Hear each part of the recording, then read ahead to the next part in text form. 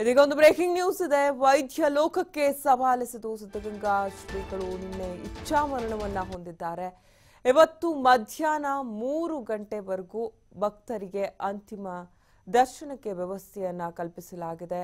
ಸಂಜೆ 4:30ಕ್ಕೆ ಶ್ರೀಗಳು ಸೂಚಿಸಿರುವಂತಹ ಸ್ಥಳದಲ್ಲೇ ಅಂತಿಮ ವಿಧಿವಿಧಾನಗಳೆಲ್ಲವೂ ಕೂಡ ನೆರವೇರಲಿದೆ. ಸಿದ್ಧಗಂಗಾ ಮಠದತ್ತ ಭಕ್ತ ಸಾಗರವೇ ಹರಿದು ಬರ್ತಾ ಇದೆ.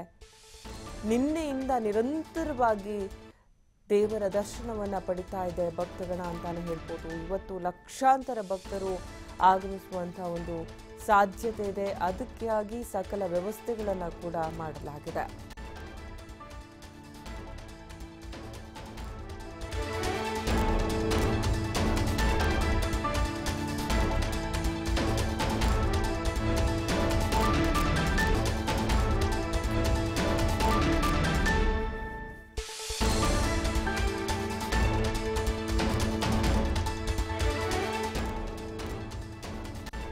ವೈದ್ಯ ಲೋಕಕ್ಕೆ ಸವಾಲೆಸೆಯುವ ರೀತಿಯಲ್ಲಿ ಸಿದ್ಧಗಂಗಾ ಶ್ರೀಗಳು ನಿನ್ನೆ ಇಚ್ಛಾಮರಣವನ್ನ ಹೊಂದಿದ್ದಾರೆ ಅನ್ನುವಂಥದ್ದು ಕೋಟ್ಯಾಂತರ ಭಕ್ತಾದಿಗಳ ನಂಬಿಕೆ. ಯಾಕಂದ್ರೆ ನಿನ್ನೆಯ ದಿನ ಬಹಳ ಒಳ್ಳೆಯ ದಿನವಾಗಿತ್ತು. ಹಾಗೆ ಸೋಮವಾರದ ದಿನ ಶಿವನ ದಿನ ಅಂತ ನಾವು ಏನು ಹೇಳ್ತೀವಿ, ಆ ದಿನದಂದೇ ಅವರು ಲಿಂಗೈಕ್ಯರಾಗಿರುವಂಥದ್ದು.